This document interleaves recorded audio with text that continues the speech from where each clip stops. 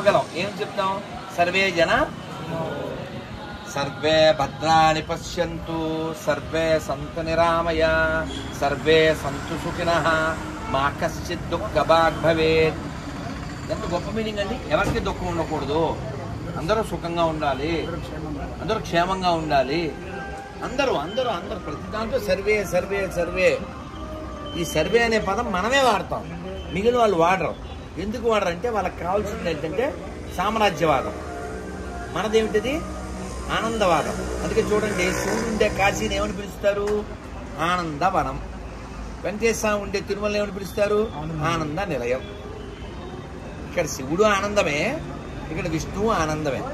అందుకే చూడు, దేవుడు మీరు తిరుమల పొండి లేకపోతే భద్రాచలం పొండి, రాముడైనా వెంకటేశ్వరైనా నవ్వుతూ ఉంటారు. ఎందుకు ఆ నవ్వు ముఖం?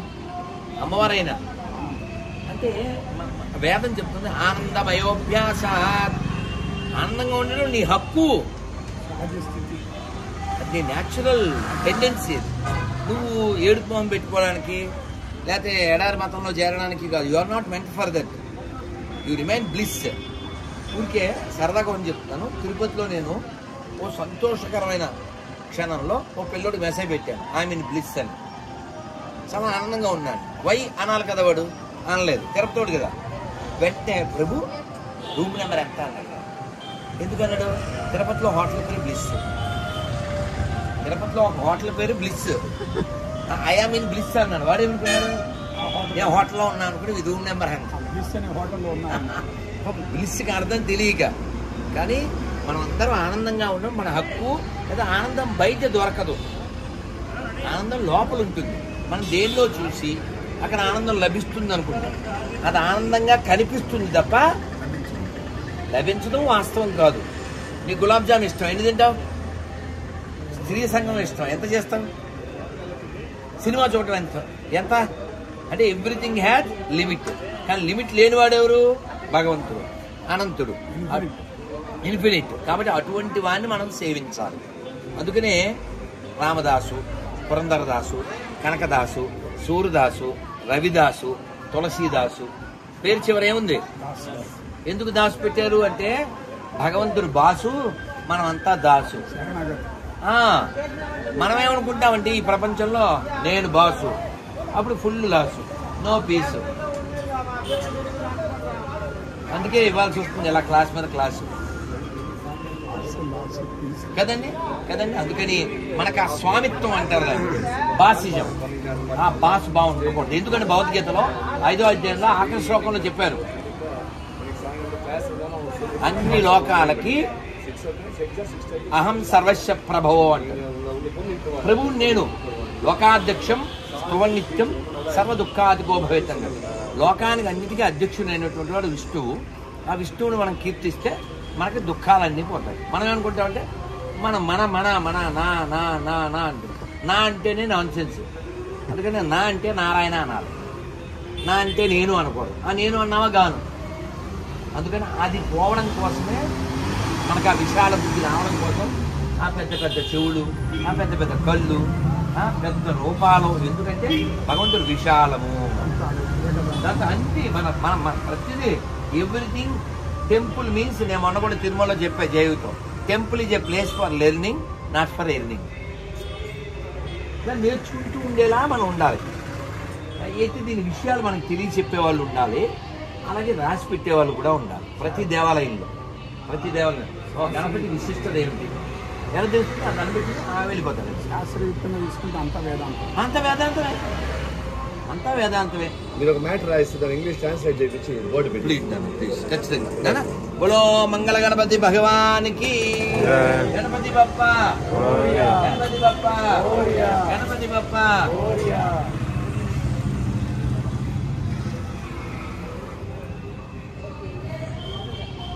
మనకి వంపు రావడం కోసం ఇలా విగ్రహాలు పెడతారు. లేకపోతే లోపల కొంప ఎలా పోతుంది? నేను అంటుంటాం.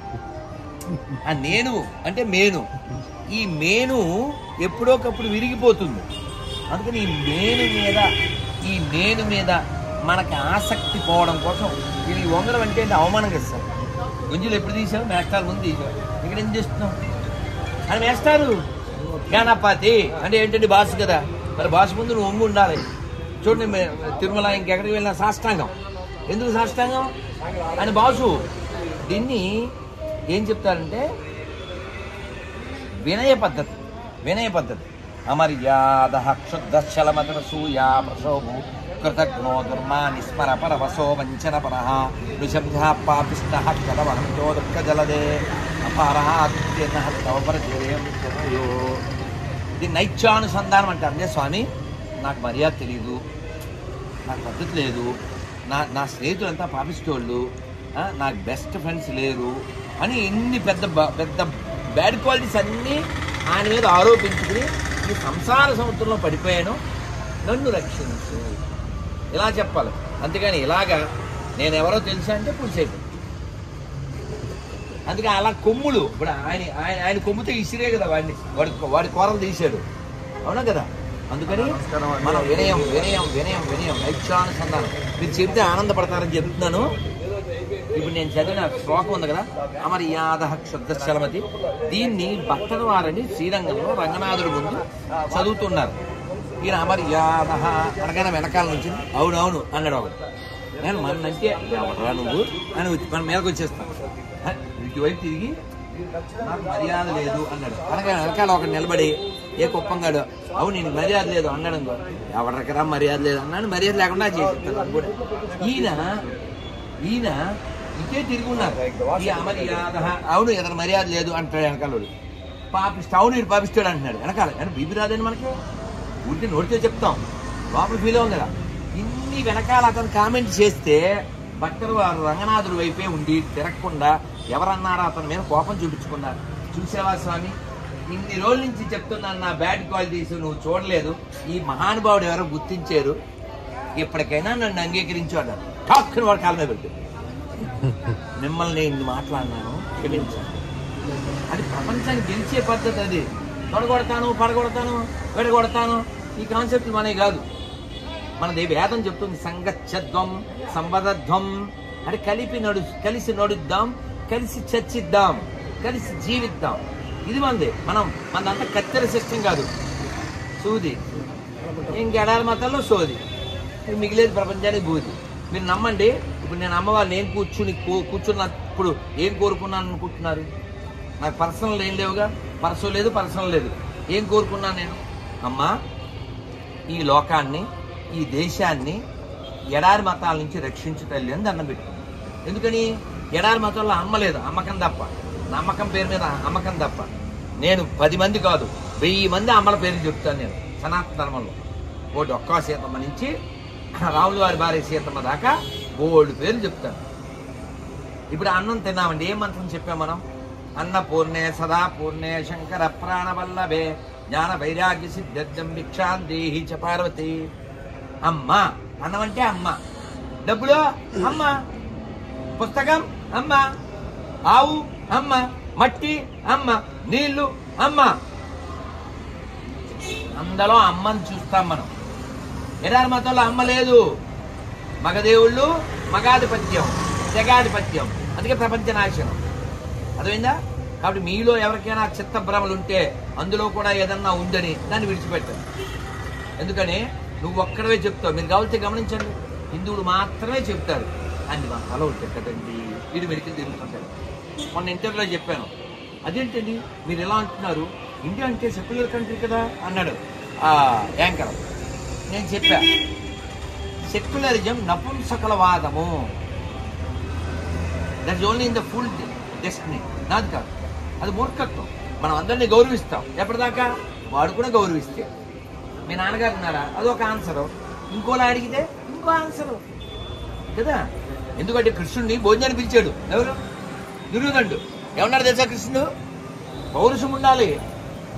మేము అన్నము లేని వారము కాదు, నీకు మా పట్ల ఆదరణ లేదు, మాకు అన్నం లేని వాళ్ళంతా నేను రాను నీ కొంపకే.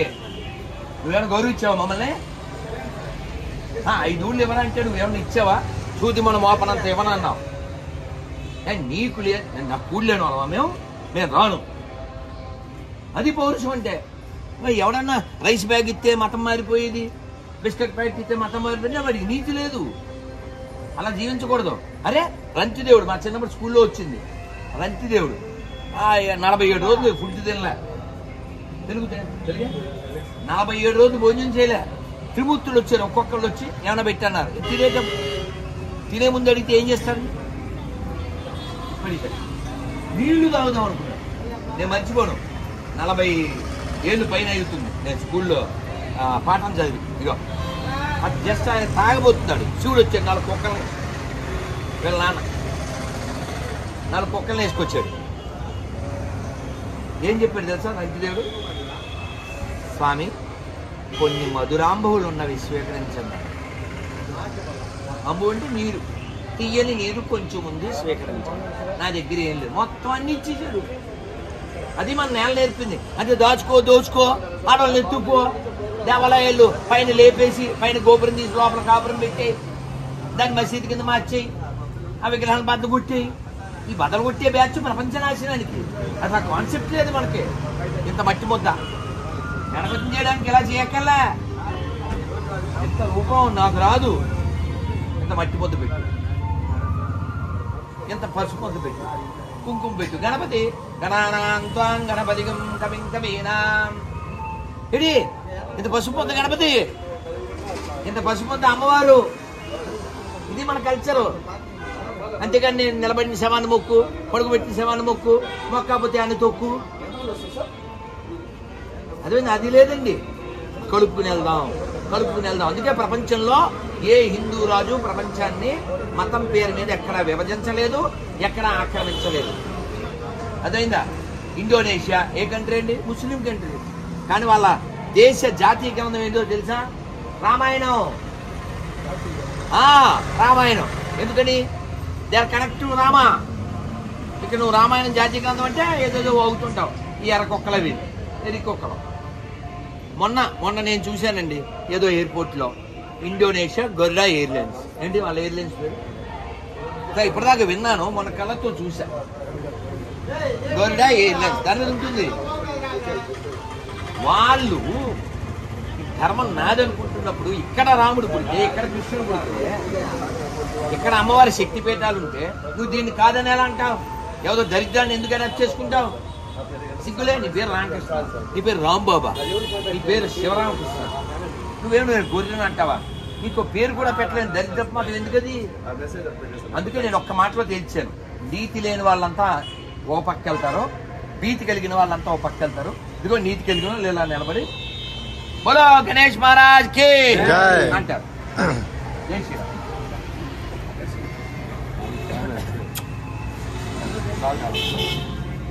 కాలు తాకుండా దండం పెట్టుకోవాలి. ఈ స్వామికే కాదు, మన గురువు తాకితే మనం మీ శక్తి అంతా వాళ్ళకి వెళ్ళిపోతారు. అందువల్ల వాళ్ళు వద్దంటారు మన కోసం. చాలా మంది తెలియదు, ఏది రుచి చేస్తూ ఉంటారు.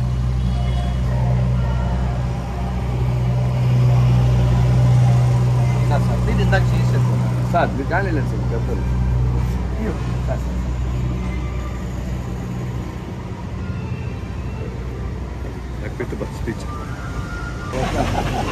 అందరు చెప్పండి, హరే కృష్ణ హరే కృష్ణ హరే కృష్ణ హరే కృష్ణ కృష్ణ కృష్ణ హరే హరే హరే రామ హరే రామ రామ రామ హరే హరే. బులో మంగళ గణేష్ మహారాజ్ కి, మాతా నారాయణి అమ్మన్ కి గోవిందా. కారు వాడతారు కాబట్టి చక్కగా కృష్ణుడు గుర్తుగా కింద ఏకాదశి పేపర్.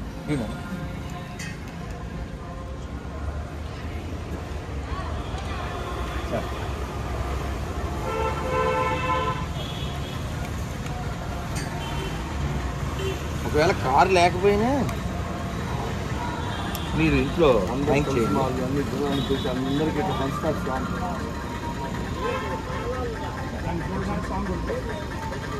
నన్ను అందరికి వచ్చిందా స్పెషల్? నన్ను అందరూ ఈ పేపర్ అది వచ్చిందా? స్టిక్కర్ అది ఎన్నుకున్న వాళ్ళకి రాలేదు గురు, ఇవ్వండి స్టిక్కర్. వాళ్ళకి రాలేదు, ఎన్నుకున్న వాళ్ళకి స్టిక్కర్లు కదా.